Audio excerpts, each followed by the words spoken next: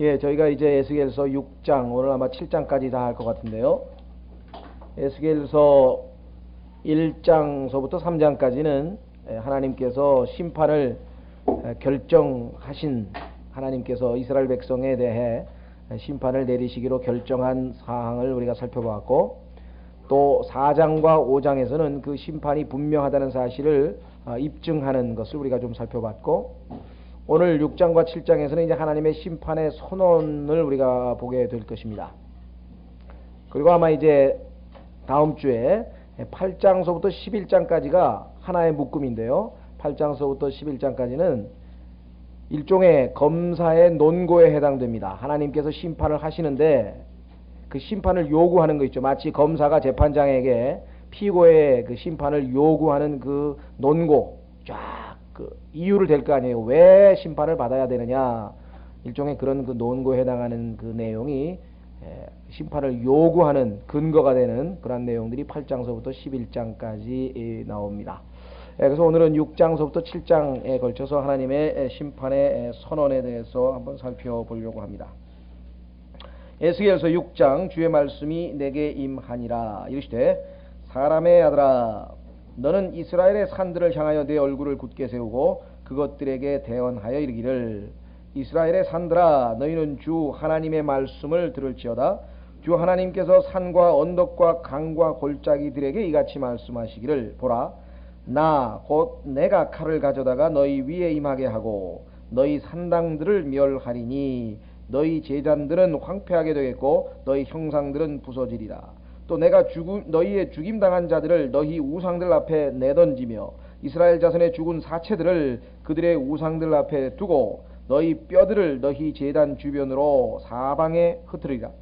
너희 모든 거처에서 도시들이 피폐하게 되고 산당들이 황폐하게 되리니, 이것은 내가 너희 제단들을 피폐하게 하고 황폐하게 하며 너희 우상들을 깨뜨려 없어지게 하고 너희 형상들을 베어 쓰러지게 하며 너희가 만든 것을 폐하려 함이라.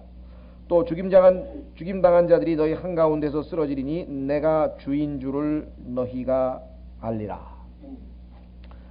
내가 주인 줄을 너희가 알리라. 이 표현은 에스겔서에서 무려 60번에 걸쳐서 반복해서 나온다고 했습니다. 하나님께서 주님이라고 하는 사실을 알 때까지 계속해서 심판하실 수밖에 없습니다. 왜냐하면 그것이 목적이기 때문에. 하나님께서 주님이라고 하는 사실을 제대로 안다면 지금 이스라엘처럼 이렇게 우상을 숭배하거나 하나님께 반역하거나 하나님의 징계를 무시하거나 하나님께서 그렇게 손짓을 하는데 외면하거나 이런 짓을 할 리가 없다는 것이죠. 그분이 누구인지를 잘 모르기 때문에, 그래서 하나님께서는 그분이 누구인가를 알려주시고 그들이 분명하게 깨달아서 확실히 알 때까지 계속해서 이와 같은 심판을 하실 수밖에 없다. 자, 얼른 보면은 좀 특이하죠? 왜냐하면 이제껏 하나님께서 심판의 대상은 사람들입니다. 그래서 사람들을, 이스라엘 백성들에게 주로 이제까지는 그 심판을 선언하셨죠. 또 사람들에게 하나님께서 에스겔을 보내서, 선지자를 보내서 말씀을 하셨는데, 오늘은 사람이 아니라 산들, 이스라엘의 산들에 대해서 갑자기 하나님께서 산들에다가 얘기를 하라 그랬단 말이에요. 여러분 생각에는 산들이 귀를 알아듣겠냐? 근데 알아듣죠. 여러분들 성경에 그냥 알아듣는다는 무슨 뭐 시적인 표현이 아니라 진짜 알아듣는다 이 말이죠. 여러분들 예수 그리스도께서 말씀하시기를 호산나 호산나 하고 사람들이 외쳤죠. 마태복음 19장인가요? 예수 그리스도께서 이제 이 나귀를 타고 저 겸손하신 왕으로서 이제 입성하실 때 사람들이 막 호산나 하면서 막 이 야자수 나무를 막 종려나무 가지를 막 바닥에 깔고 그다음에 옷을 갖다가 이렇게 깔고 했을 때 이스라엘 백성들이 시기가 나가지고 말이야, 시끄럽다고 말이야, 왜 이런 사람들 좀 조용히 시키시라고 하면서 예수님께 대들었을 때 예수 그리스도께서 이들이 소리를 지르지 아니하면 돌들이 일어나서 소리를 지르리라 이렇게 말씀합니다. 돌들도 이야기한. 자, 실제로 성경에 보면은요, 시편 148편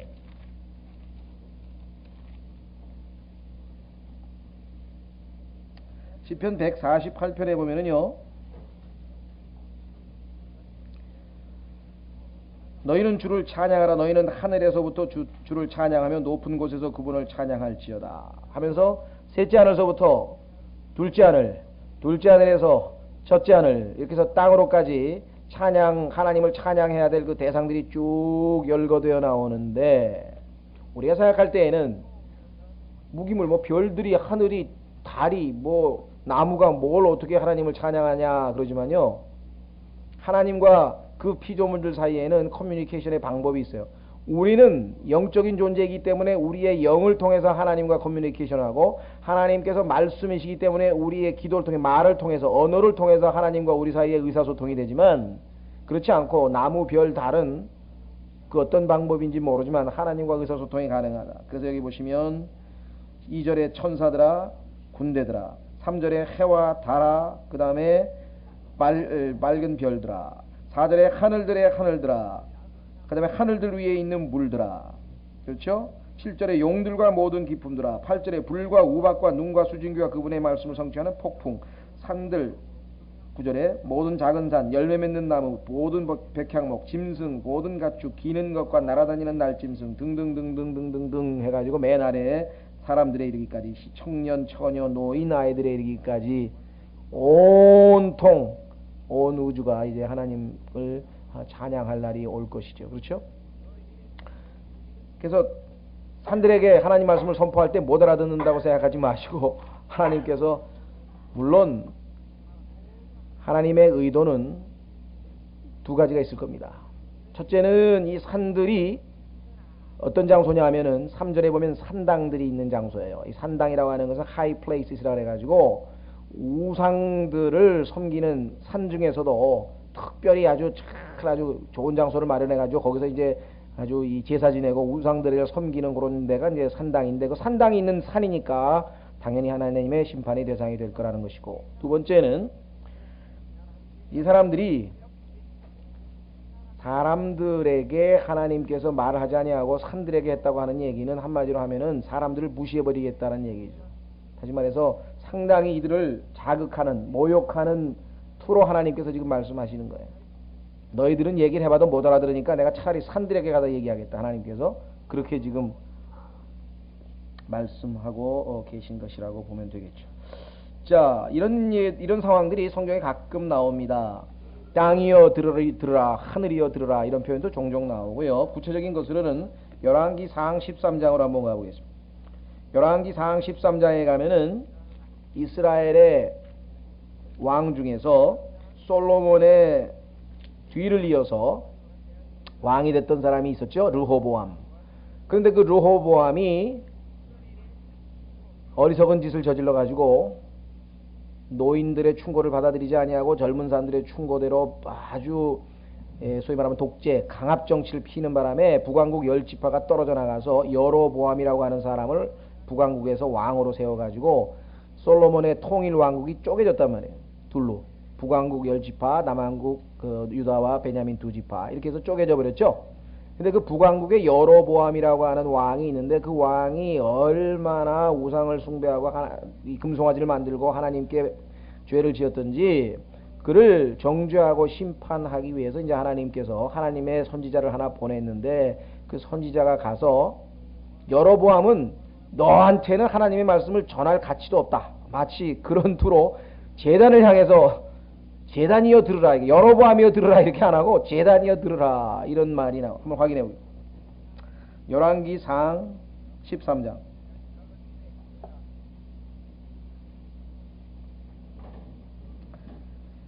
자, 13장. 보라, 하나님의 사람이 주의 말씀으로 말미암아 유다에서부터 베델에 이르니 마침 여로보암이 제단 옆에 서서 분향함으로.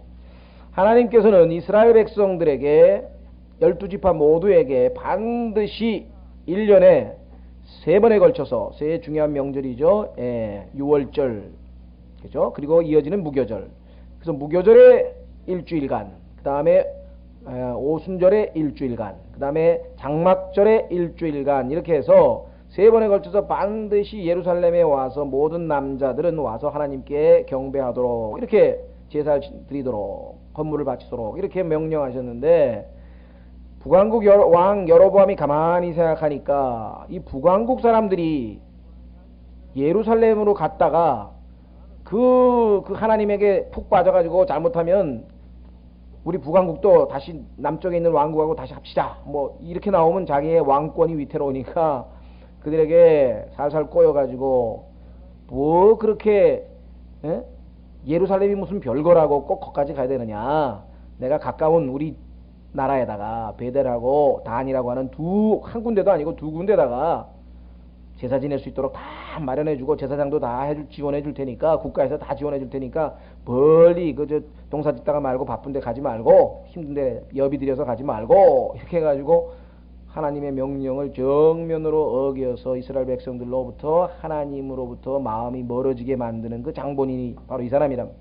하나님께서 이를 치시기 위해서 보냈대, 하나님의 사람을. 그래서 2절에 하나님의 사람이 제단을 향하여 주의 말씀으로 외치이르되 오 제단아 제단아 주께서 이같이 말씀하시기를 여로보암은 쳐다도 안 보고 보라 다윗의 집에 요시아라고 하는 요시아라 이름하는 아들이 태어나리니 그가 내 위에 분향하는 산당들의 제사장들을, 여기 나와있죠, 산당들, 여기서 우상숭배를 했단 말이에요. 산당들의 제사장들을 내 위에 헌물로 드릴 것이며 또 사람의 뼈를 내 위에서 태우리라 하셨느니라 하고 그날에 그가 표적을 주며 이르되 이것은 주께서 말씀하신 표적이라 보라 제단이 갈라지며 그 위에 있는 재가 쏟아지리라 하매 하나님의 사람이 베델에 있는 제단을 향하여 외쳐바라는 것을. 베델에는 제단이 있어서는 안 되는 곳이에요. 왜? 예루살렘에만 제단이 있어야 된단 말이에요. 그런데 베델에다가 떡 제단을 만들어 놓은 거잖아요. 그래서 하나님께서 그 제단을 아예 무너뜨려 버렸더니, 자, 뭐 얘기하려고 하는 것은 초점 그건 아니고 이렇게 바위에게도 때로는 제단에게도 산에게도 들에게도 하나님께서 말씀하셨다. 그래서 오늘 에스겔서에 보니까 아주 특이한 산에게 지금 말씀을 하고 계시죠. 자 에스겔서 6장으로 다시 돌아오셔서 3절에 나오는 산당이라고 하는 것, 이것이 바로 하나님께서 산들에게 멸망을 선언하는 원인이 되었습니다. 이 산당은 어떤 곳이냐? 산의 높은 곳에다가 특별히 우상들을 모시기 위해서 제단을 쌓고 거기서 짐승을 잡고 제사를 지내는 그러한 장소인데, 하나님 대신에 다른 신들, 여러분 잘 아시는 것처럼 이스라엘 백성들이 처음에 가나안으로 들어갔을 때 하나님께서는 뭐라고 말씀하셨냐면요, 한번 확인해 보겠습니다. 하나님께서 이스라엘 백성들에게 가나안 땅에 들어갈 때 어떻게 하라고 했느냐, 신명기 20장을 보시면 미리 경고를 하셨어요.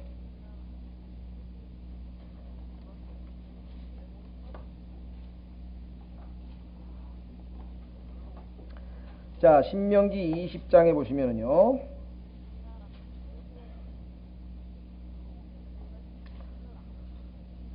신명기 20장 16절, 주 내 하나님께서 내게 상속으로 주시는 이 민족들의 도시에서는, 가나안에 있는 모든 민족들의 도시에서는 숨쉬는 모든 것을 하나도 살려두지 말지니 오직 주 내 하나님께서 내게 명령하신 대로 내가 헷 족속과 아모리 족속과 가나안 족속과 브리스 족속과 여부스 족속을 진멸할지니라. 두렵건대 그들이 너희를 가르쳐서 자기 신들에게 행하던 그 모든 가증한 것을 따라 행하게 하여 너희로 하여금 주 너희 하나님께 범죄하게 할까 하노라. 사람들은 하나님의 의도를 잘 모른 채 자꾸만 성경을 이상하게 읽으려고 하는 분들이 있어요.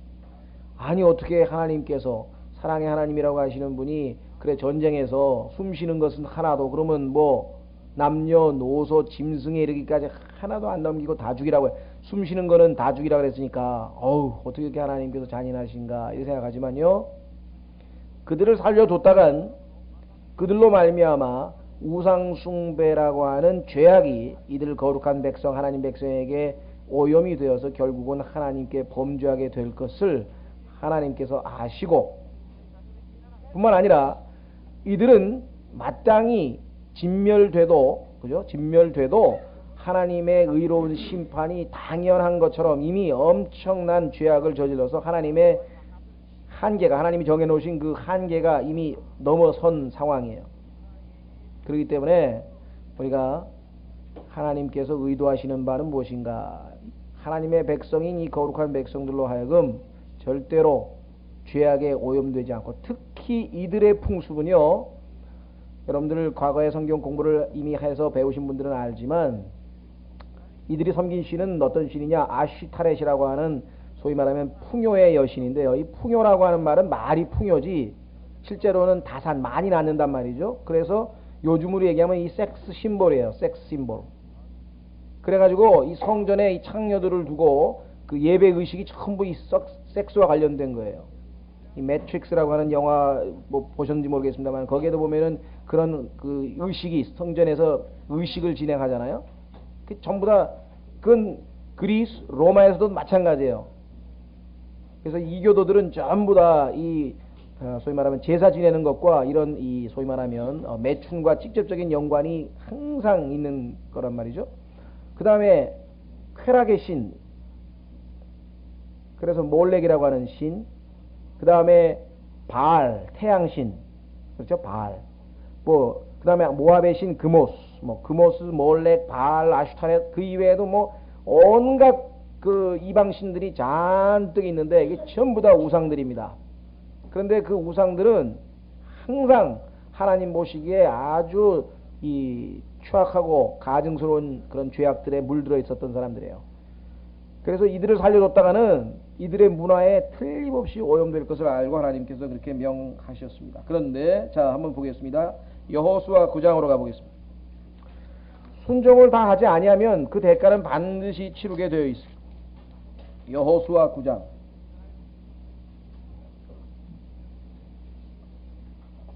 지난번에 우리 주일날 성경 공부할 때 노아에 대해서 봤을 때 노아는 하나님께서 시킨 대로 다 행했다 그랬죠. 다가 중요하거든요. 몇 개 안 했으면 잘못하면 물속에 가라앉을 수도 있었다는 얘기 다. 자, 여호수아 9장에 보시면 14절에 이 기브온이라고 하는 족속이 있었는데 이 사람들은 가만히 소문을 들어보니 이스라엘이 쳐들어오는데 이건 뭐 감당할 수가 없어요. 다 죽게 생겼어요. 그래가지고 할 수 없이 꾀를 부려가지고 마귀가 속임수를 줬죠. 그래가지고 먼 나라에서 온 것처럼 꾸며가지고 막 빵도 곰팡이 피는 빵도 가져오고 막 신발도 다 다른 거 신고 오고 찾아와가지고서는 우리는 멀리서 왔다 그래가지고 싹 속였죠. 자, 그래서 9절에 14절에 보시면 이에 이스라엘 사람들이 그들의 양식을 취하고는 그의 주의 입에서 조언을 구하지 아니하고.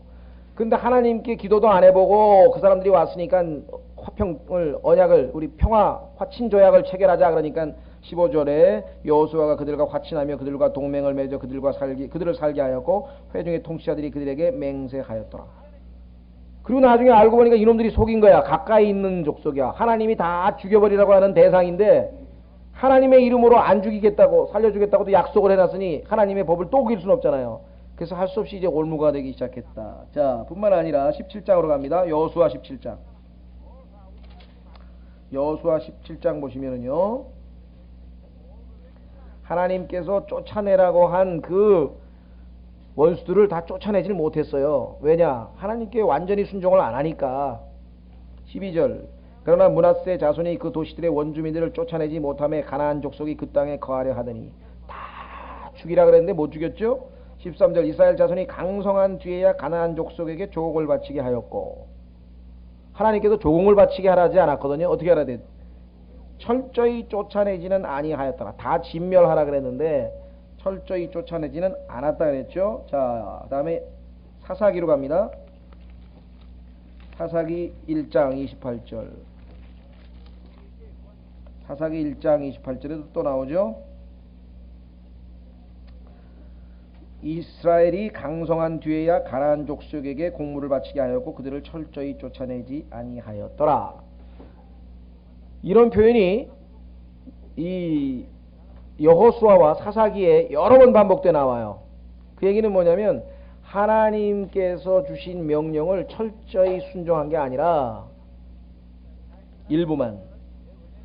실제로 우리 지난번에 요번 주에 공부하게 될 내일이죠. 내일 공부하게 될 그 아브라함의 경우도 성경에서는 아브라함의 실수를 언급을 히브리서 11장에서는 안 했지만 실제로 창세기에 가보면은 아브라함도 역시 완전한 순종을 하지 못하죠. 그래서 롯을 데리고 가서 결국은 나중에 그 롯 때문에 문제가 발생해서 결국은 대가를 치르게 되는 것이. 자, 이와 같이 하나님께서 우려하던 일이 그대로 터졌습니다. 그래서 온통 우상숭배가 가득하게 됐는데 그 우상숭배의 모습 얼마나 가증스러운 짓을 하는가는 8장서부터 이제 설명이 나와요. 하나님께서 아예 에스겔을 영으로 성령으로 어딥니까? 그발강까지 바빌론에 있는 지역에서 들어다가 예루살렘까지 데려다가 직접 보여줬어요. 무슨 짓을 하고 있는가? 어떻게 우상을 숭배하고 있는가? 그거 이제 보시고요. 자, 그러니까 결국은 하나님께서 시킨 대로 안 하니까 그 대가를 치르게 돼서 드디어 이제 아주 하나님의 질투를 유발할 정도로 엄청난 죄악들을 저지르게 된다. 한번 확인해 보겠습니다. 우선 많이 있지만요. 예레미야 26, 죄송합니다. 레위기부터 하나 보겠습니다. 레위기 26장. 레위기 26장은 참 이스라엘의 탄생과 이스라엘의 성장과 이스라엘의 뭐랄까요, 몰락과 이스라엘의 회복을 아주 요약하고 있는, 이스라엘의 그 역사를 요약하고 있는 그런 장인데, 거기에 보면은 이스라엘의 몰락 부분에 죄송합니다. 예, 26절부터 보십시오. 레위기 26장 26절부터 보시면, 레위기 26장 26절, 내가 너희의 빵 지팡이를 부러뜨리면 여인 10사람이 한 화덕에서 너희의 빵을 구워 다시 저울에 달아 주리니 너희가 먹어도 배부르지 아니하리라. 기근에 대한 심판이죠. 이 모든 것에도 불구하고 너희가 내 말에 귀를 기울이지 아니하여 나를 대적하여 그럴진대 나도 경로 중에 너희를 대적하여 그때 너희 죄들로 인하여 7배나 더 너희를 징계하리니. 자, 지난번에 하나님께서 7배나 징계하는 내용이 뭡니까? 자식을 먹는 거죠. 29절, 너희가 너희 아들들의 살을 먹을 것이요 너희 딸들의 살을 먹을 것이며. 30절, 내가 너희 산당들을 헐며. 그러니까 지난번에 배운 5장의 에스겔서 5장 내용이 29절에 나와 있고 지금 6장 내용이 30절에 나와 있죠. 너희 형상들을 베어 넘어뜨리고 너희 사체를 너희 우상들의 사체 위에 던지고 내 혼이 너희를 몹시 싫어할 것이며, 내가 너희 도시들을 폐허로 만들고 너희 성소들을 황폐하게 할 것이요 너희 향기로운 냄새를 맡지 아니하고 그 땅을 황폐하게 하리니 거기 거하는 너희 원수들이 이로 인하여 놀랄 것이며. 에스겔서 6장에 하나님이 선고하신 그 심판의 내용이 여기 이렇게 요약이 되어 있습니다. 자, 예레미야 3장 6절로 가시면요, 예레미야 3장 6절에 가면은 하나님께서 이들의 행동을 영적인 간음으로 쳤어요. 이게 아주 심각한 얘기죠. 하나님께서 이스라엘 백성을 뭐라고 얘기했는가 하니, 너는 내 아내라. 하나님께서 이스라엘을 보고 너는 내 아내라, 내 아내. 그런데 남편을 버리고 간음을 저지른 여인으로 하나님께서 이스라엘을 비교했다. 우상숭배가 바로 그렇죠. 예, 자, 예레미야 3장 6절부터 보세요.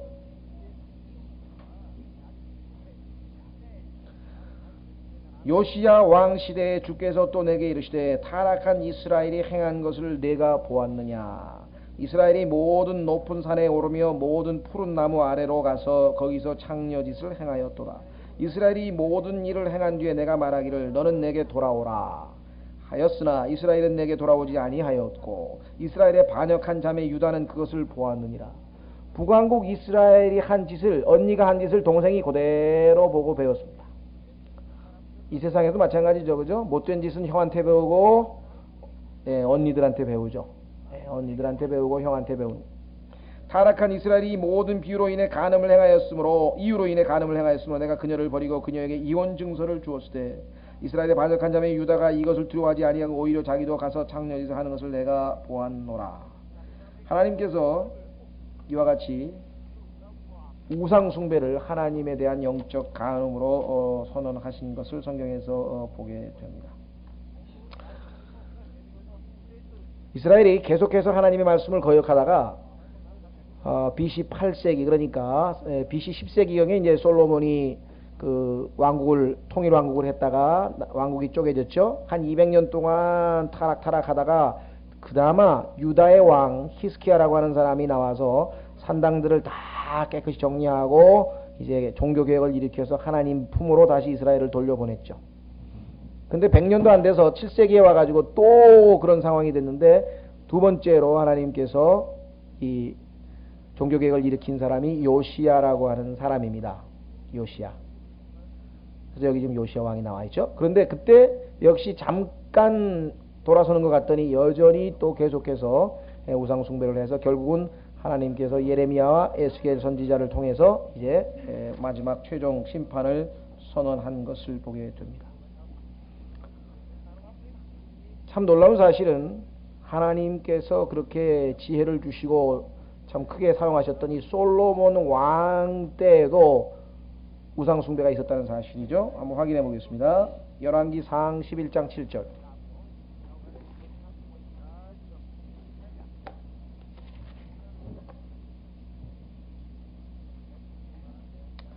열왕기상 11장 7절에 보시면요.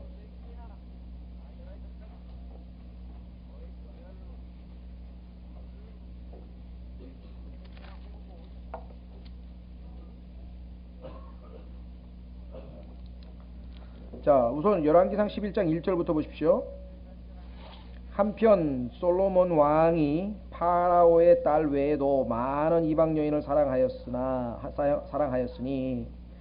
곧 모압 족속과 암몬 족속과 에돔 족속과 시돈 족속과 헷 족속의 여인들이라. 주께서 전에 이 민족들에 관하여 이스라엘 자손에게 이르시되 너희는 그들에게로 들어가지 말며 그들도 너희에게로 들어오게 하지 말라. 그들이 반드시 너희 마음을 돌려 그들의 신들을 따르게 하리라 하셨으나 솔로몬이 그들에게 굳게 붙어 그들을 사랑하였더라. 하나님께서 신명기에 이스라엘 백성들이 하나님을 버리고 왕을 요구할 것을 미리 알고, 하나님은 전능하신 분이기 때문에 처음에는 이스라엘에 왕이 없었죠. 하나님이 직접 왕이니까 신정정치였어요. 그런데 이스라엘이 자꾸만 왕을 달라 그래가지고 할 수 없이 이제 왕을 주셨는데, 자, 왕을 세우게 될 때에는 어떻게 해야 되느냐 하면서 하나님께서 왕이 해야 될 일들을 말씀하셨는데, 그 중에 하나가 뭐냐, 왕은 어떻게 해야 되느냐, 아내들을 많이 둬서는 안 된다 그랬어요. 아내들을 많이 둬서는 안 된다. 자, 한번 확인해 보겠습니다. 신명기 17장. 이게 전부 다 모든 문제는 하나님의 말씀을 무시하고 어겼기 때문에 생기는 거예요. 여러분과 제가 당하는 고난의 99%는 전부 다 하나님의 말씀을 어기고 했기 때문에 심은 대로 거두는 거예요. 그저 정말 우리가 생각할 때는 욥과 같이 도저히 이유 없는 그런 고난은 아주 드물어요. 왜? 대부분은 다 우리가 하나님께서 미리 다 써놨는데, 절제하라 그랬는데 절제 안 해가지고 몸을 망쳐가지고 건강을 해친 사람이 있고, 그렇죠? 돈을 사랑하는 것이 모든 악의 뿌리라 그랬는데 돈 벌려고 그냥 했다가 모든 거 다 망치고 가족도 다 팽개치고 뭐 엉망진창이 된 사람도 많고, 하나님 말씀을 귀담아 들은 사람은 그 대가가 어떤 것인지를 철저하게 성경을 통해서 배워서 유의해. 자, 신명기 17장에 하나님께서 말씀하시기를, 하나님께서 이렇게 얘기했어요. 14절, 내가 내 하나님께서 주시는 땅에 이르러 그 땅을 소유하여 거할 때에 이르기를 나도 내 주변의 모든 민족들 같이 내 위에 왕을 세우리라 하게 되거든. 하나님이 못 믿어, 이스라엘 백성들은. 왜? 안 보이니까. 이 그리스도인들도요, 안 보이니까 믿음으로 살라고 했더니 자꾸 뭘 보여달라는 거예요. 안 보이는 게 더 중요한 거.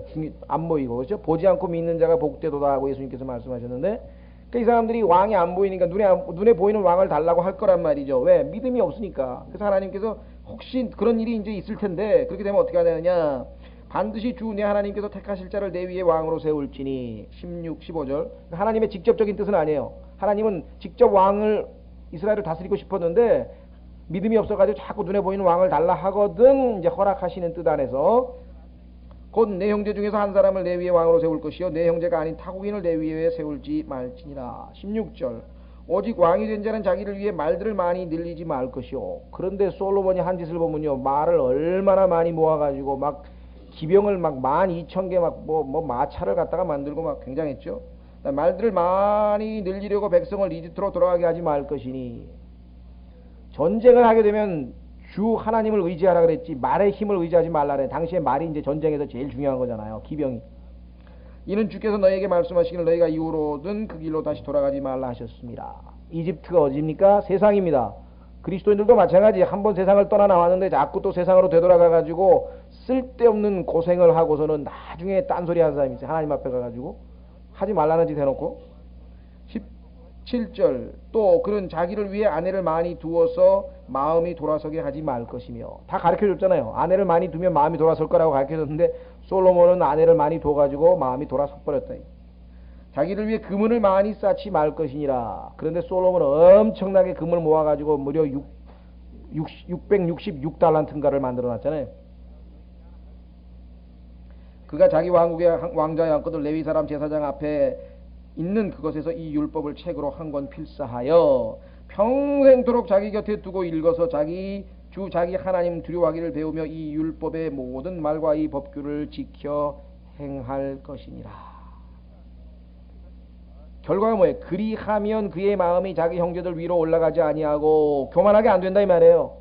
왕들이 다 자기가 뭐라 대단한 된 것처럼 말로만 맨날 민심 해놓고 나중에 보면 전부 다 궁예도 그랬죠. 옛날에 궁예도 보면 맨 처음에는 뭐 민심이 어떻고 국민이 어떻고 하다가 나중에 형제들 위에 올라가 교만하게 돼. 이 명령에서 떠나 오른쪽으로나 왼쪽으로 치우치지 아니하리니 그리하면 이스라엘 한가운데서 그와 그의 아들들이 자기 왕국에서 자기 날들을 길게 하리라. 하나님이 다 약속했는데 솔로몬 그렇게 안 했죠. 자, 그래서 우리는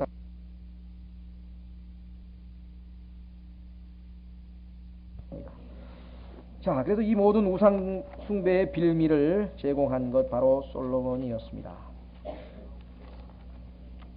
나중에 여러분들이요 에스겔서 36장에 보시면 이스라엘의 산들아 하면서 다시 한번 하나님께서 외치는데 그때는 이스라엘의 산들이 다시 원래의 하나님의 축복의 모습으로 되돌아오는 회복의 모습을 보여줘요. 나중에 가면 결국에 하나님의 뜻이 성취됐죠. 예, 이들이 심판을 통해서 회개하고 다시 돌아오게 됩니다. 자, 6장 계속해서 넘어갑니다. 아까 우리 어디까지 읽었죠? 7절까지 왔습니다. 그렇죠? 에스겔서 6장 7절. 7절이 중요하다 그랬어요.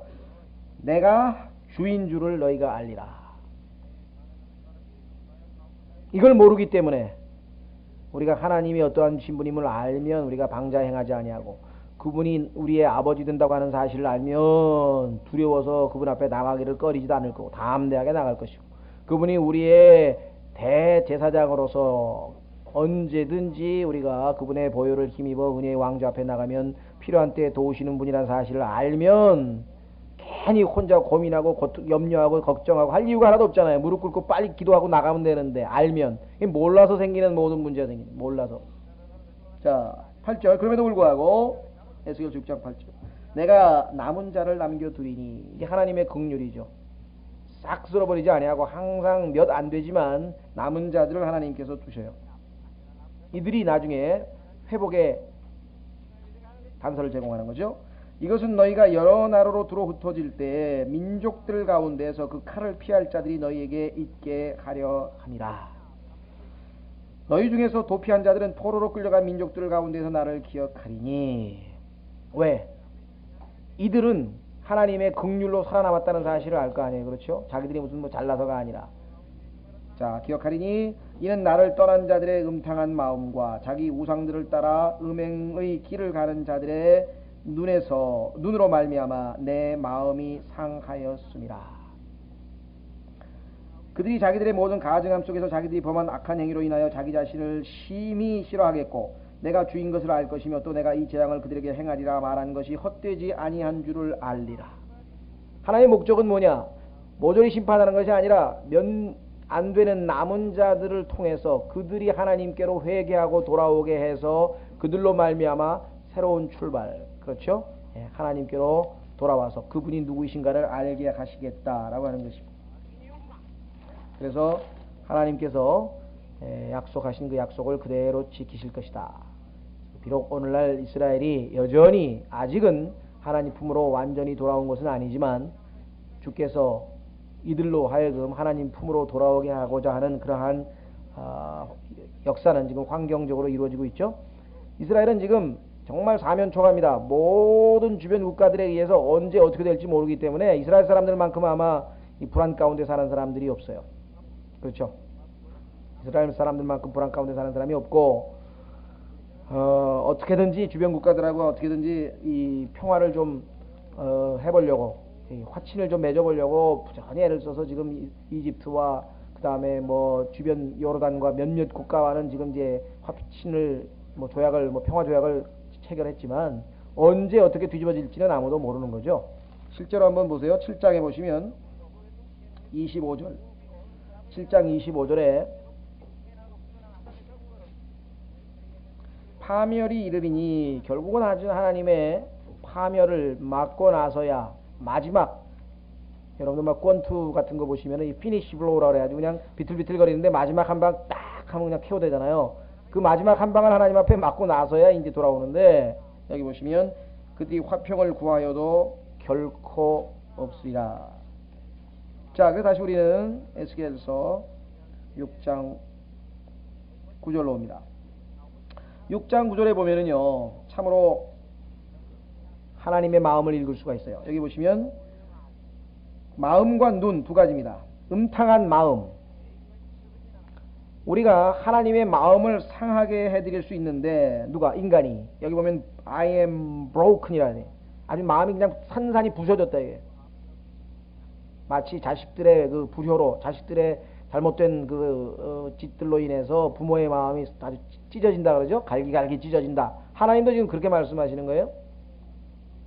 마음이 순전하지가 못해. 하나님 이외에 딴 것을 마음에 품었다. 그것도 다른 신을 마음에 품었다. 두 번째는 여기 보면 눈입니다. 눈. 음행의 길을 가는 자들의 눈으로 말미암아. 예수 그리스도께서 말씀하셨죠. 몸에 빛은 눈이라. 우리 온몸이 환해지려면 이 눈이에요. 눈. 그러니까 눈을 오늘날 어떻게 해요? 누가 차지하느냐? 하나님께서 여러분과 제 눈을 차지하느냐, 마귀가 여러분과 제 눈을 차지하느냐에 따라서 승리자 결정돼. 그래서 오늘날 보면은요, 하여간 이 전자, 이 영상 매체라고 하는 것은요, 이 마귀가 만들어낸 걸작품이에요. 한번 거기에 눈을 빼앗기면 이건 성경 읽는 데는 30분도 안 돼서 좋은데, 30분이 뭐예요? 뭐 10분만 있어도 좋은 사람도 있는데, 이놈의 컴퓨터에 앉아가지고는 게임기를 3일 밤을 한다네. 3일 밤을 잠도 안 자고 뭐 5일 밤을 하다 죽었다나 3일 밤을 하다 죽었다나 그런 사람 하나 한 번 앉으면 뭐 대여섯 시간은 그냥 화장실도 안 가고 하는, 화장실도 안 가고 하는 사람이 있다. 완전 도해가 돼. 미국 사람들이 하루에 텔레비전 보는 게 뭐 4시간 40분이라고. 하루 평균 5시간 가까이 본대요.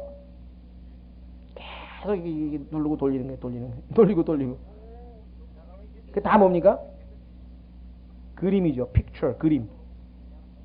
그렇죠? 눈. 우리의 눈을 사로잡는 것. 또 하나 있죠? 예, 인간이 만든 물건이에요.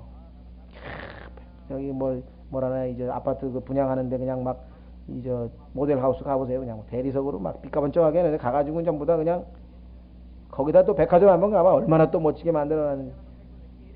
그런데 눈이 현혹이 되면 성경이 눈에 안 들어오고 영적인 눈은 흐려져. 흐릿해가지고 아무것도 안 보이네. 마음과 눈, 그 별거 아닌 그 두 개만 가지고도 하나님을 기쁘시게 해드릴 수 있는데 그 두 개 때문에 하나님의 마음이 상하셨다. 그래서 그들이 자기들의 모든 가정함 속에서 자기들의 범한 악한 행위로 인하여 자기 자신을 몹시 싫어하겠고, 이게 아주 중요한 단서네요.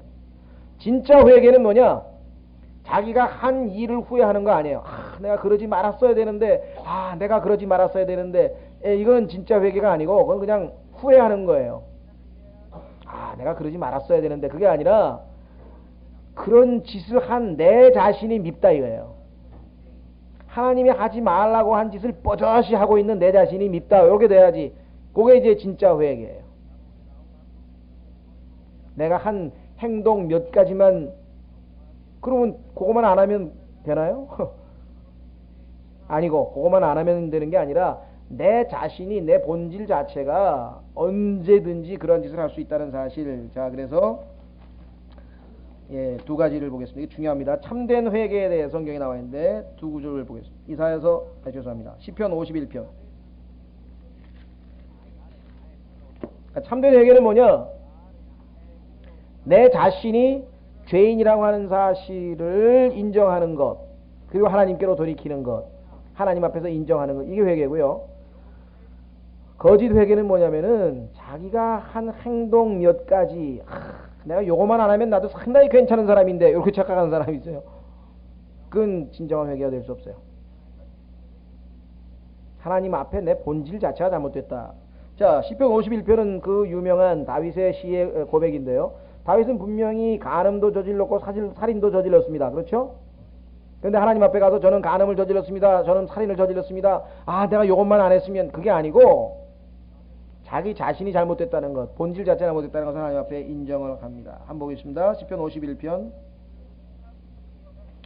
하나님 앞에 뭐라고 얘기하냐면요, 이렇게 얘기를 합니다. 5절. 보소서, 내가 불법 중에 형성되었으며 내 어머니가 죄 중에서 나를 수태하였나이다. 태어날 때부터 내 안에는 죄성이 이미 박혀 있어가지고 그나마 하나님의 은혜로 이제껏 참 죄 안 짓고 좀 사는가 싶었더니 방자하게 교만하게 행동을 했더니만 즉시로 죄를 짓고 만지 않았습니까? 예? 결국은 내 자신이 문제가 있다는 얘기지. 그렇죠? 자, 한번 보겠습니다. 욥기로 하나 더 가겠습니다. 욥기 41장.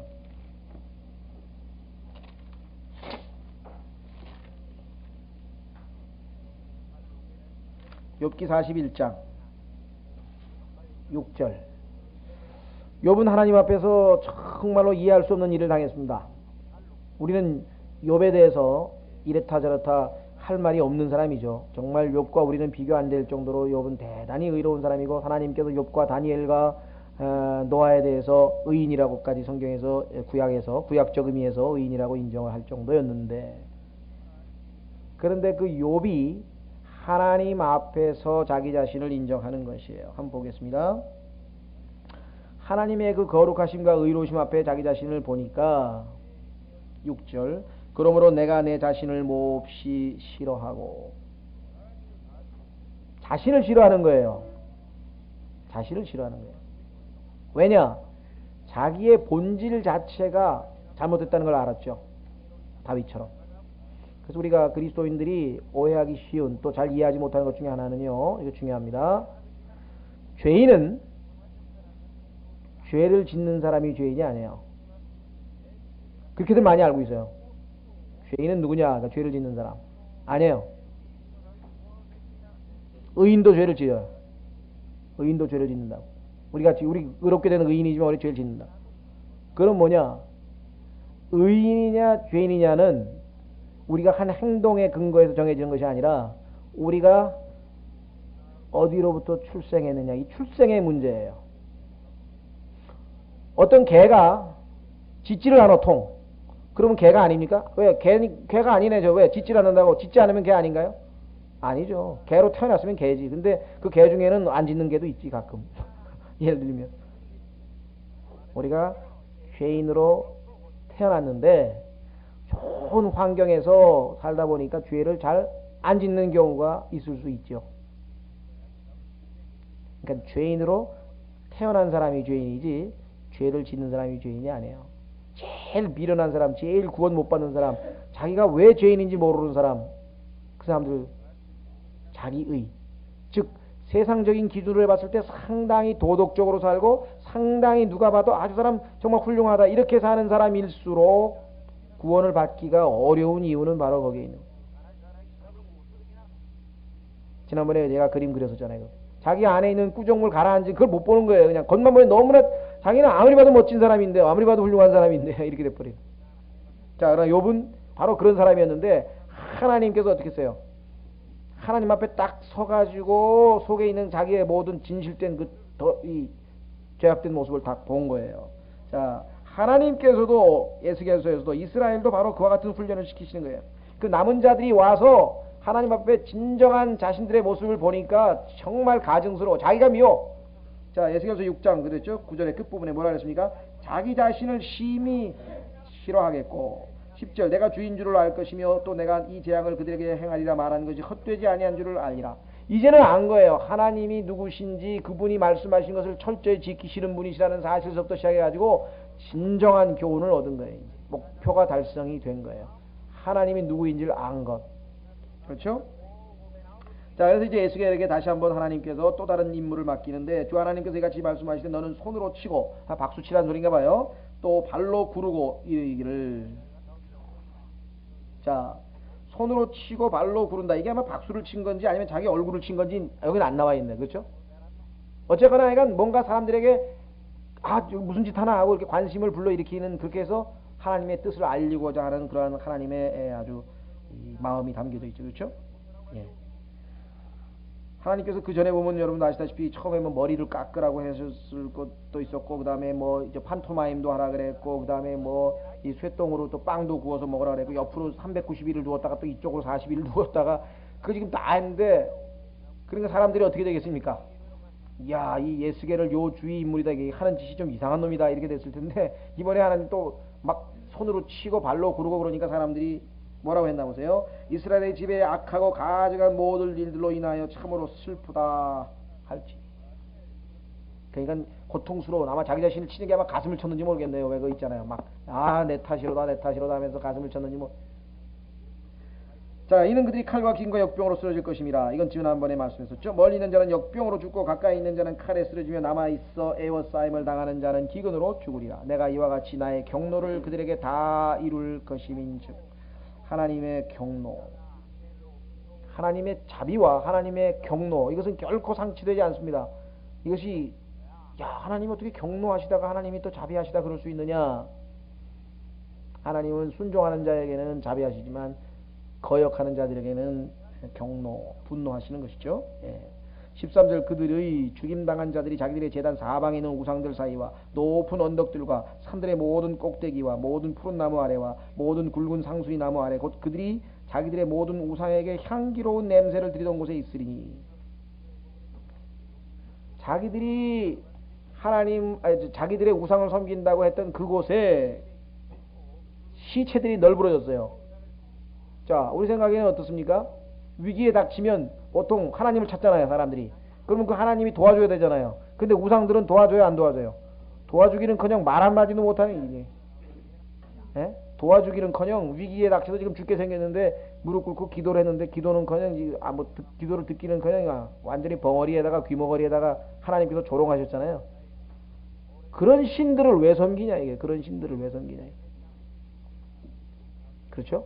참 희한한 사람들이죠. 자, 그래서 그때에야 비로소 내가 주인지를 너희가 아니라. 그러니까 이 말도 못하고 우리도 못 도와주고 이 신들은 다 가짜구나. 참 하나님, 참 신이 계시구나. 그때에야 비로소. 참 이게 얼마나 안타까운 일입니까? 왜 그렇습니까? 진작 하나님께서 자기 자신을 계속 계시해 주시고 또 계시해 주시고 율법을 계시해 주시고 출애굽에서 하늘에서 나타나시고 기적으로 계시해 주시고 그렇게 하나님이 자기 자신을 알려주셨는데 계속 모르다가 실컷 심판받고 얻어맞고 나서 그제서야 알면 이게 어떻게 되니. 14절 내가 이와 같이 내 손을 그들 위에 내밀어 그들이 거주하는 모든 곳의 땅을 황폐하게 하되 참으로 디블랏 쪽을 향한 광야보다 더 황폐하게 하리니. 이 디블랏은 사해 남쪽에 있는데요, 그야말로 아주 그냥 황폐한 사막이에요. 지역 이름입니다. 내가 주인 줄을 그들이 알리라.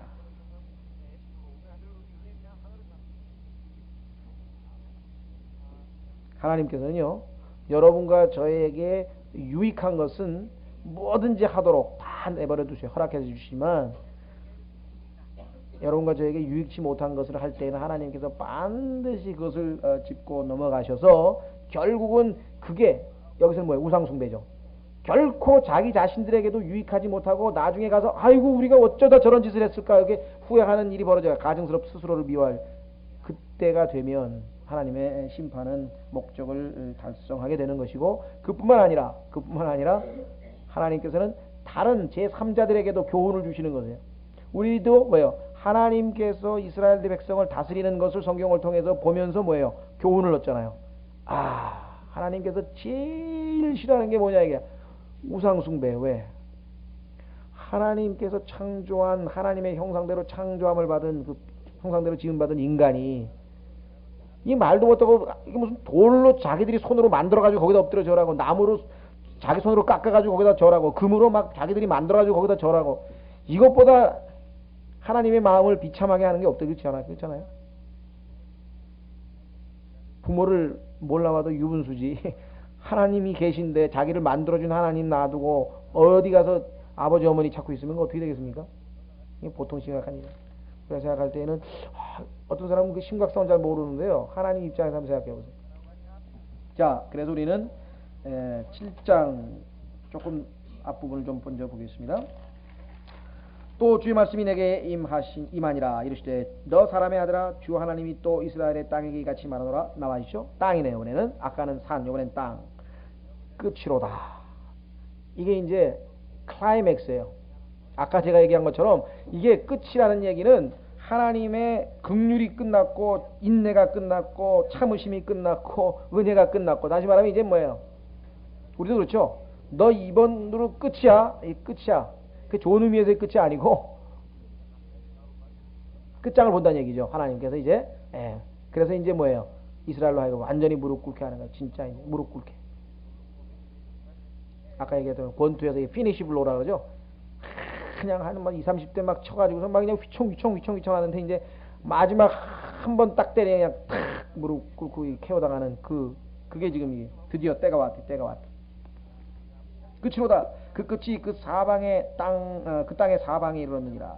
이제는 내게 끝이 이르렀나니 내가 내 분노를 보내어 내 위에 임하게 하고 내 길들을 따라 너를 심판하며 내 모든 가증한 일을 내게 보응하리라. 그들이 행한 모든, 그들이 걸었던 그 모든 길들, 잘못된 행위들, 가증한 일들, 여기에 대해서 하나님이 보응하시겠다. 하나님은 철저하게 심은 대로 거두시는 거예요. 말씀하셨다. 그렇죠?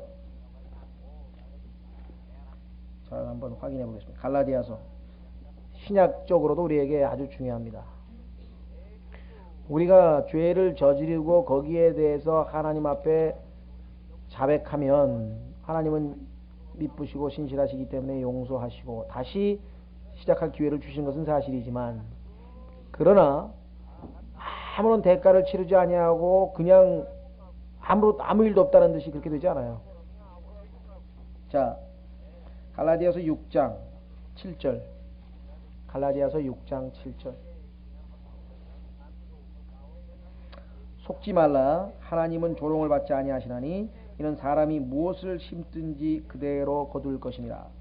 자기 육신을 위하여 심는 자는 육신으로부터 썩을 것을 거두되 성령을 위하여 심는 자는 성령으로부터 영존하는 생명을 거두리라.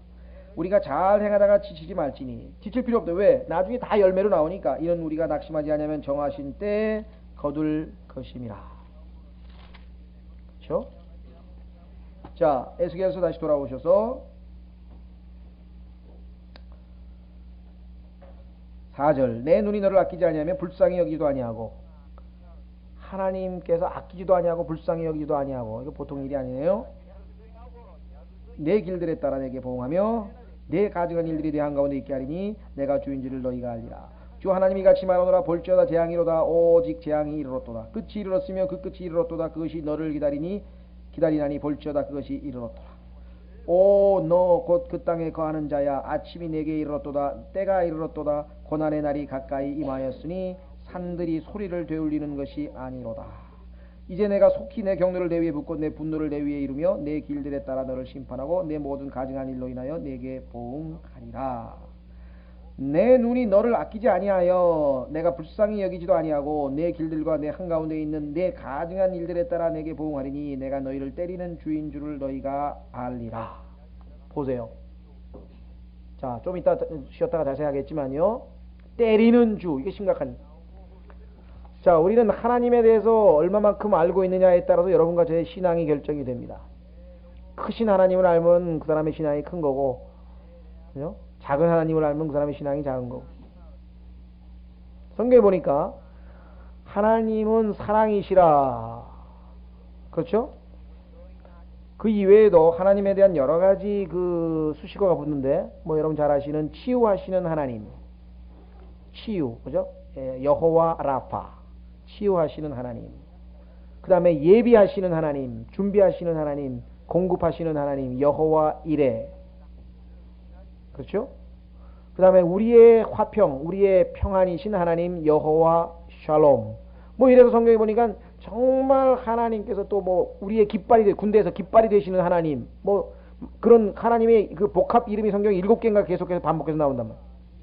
그렇죠? 근데 그 중에 하나가 뭐냐, 여기 보니까 하나님께서 자기 자신을 뭐라고 계시해 주시느냐, 여기 나와 있죠. 뭐라 그랬습니까? 너희를 때리는 주. 네? 주님이 뭐냐면 너희를 때리는 주. 많은 그리스도인들이 이 때리는 주님을 잘 몰라요.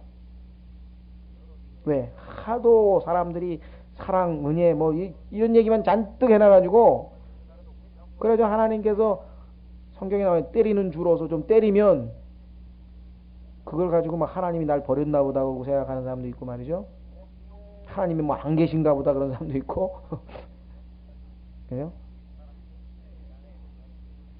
하나님이 때리실 때, 하나님이시구나. 이거 알아차리는 사람이고 굉장히 신앙이 좋은 사람이에요, 그 사람. 그렇죠?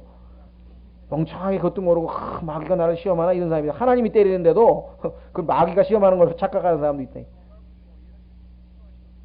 그렇죠? 자, 하나님께서 알려주고 싶으신 것은 뭐냐? 이스라엘 백성들에게. 이제껏 너희에게 하나님께서, 치유하시고, 그 다음에 예비하시고, 평화를 주시고 승리하시고 뭐 쭉 했지만 그것은 하나님에게 순종할 때고 그렇지 아니할 때에는 내가 너희를 때리는 주라는 사실을 너희에게 알려주고 싶다. 자, 그래서요. 이 7장에 나와 있는 끝에 대해서 좀 이따 좀 구체적으로 살펴보겠습니다. 이 끝이라고 하는 것은 1차적으로는 역사적으로 예루살렘이 이제 무너지는 거예요. 예루살렘이 이제 멸망하는 거죠. 그렇죠? 예. 완전히 파괴되고. 그러나 교리적으로 보자면은 마지막 이스라엘 백성들이 환란의 끝이에요. 환란의 끝. 그래서 이제 정말 대환란에서 아주 이스라엘이 더 이상 견디기 어려운 최후의 순간까지 고통당하는 것. 끝까지 견디는 자는 구원을 얻으리라 했던 바로 그 끝이에요. 끝. 마지막 끝. 교리적으로는. 그래서 우리가 쉬었다가 역사적으로는 뭐 쉽게 곧 예루살렘이 이제 완전히 멸망당한다. 어렵지 않으니까. 교리적으로 마지막 이스라엘이 환란 동안에 이제 이 겪게 될 그 고난에 대해서 성경을 통해서 좀 확인을 해 보도록 하겠습니다. 좀 쉬었다가 7장 마저 다 하죠.